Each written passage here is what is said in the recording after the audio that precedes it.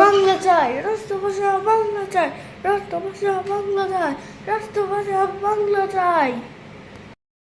এটা আবৃত্তি করছি। কবিতার নাম ২১-এর গান।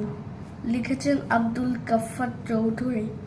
আমার ভাইয়ের রক্তে রাঙানো ২১শে ফেব্রুয়ারি।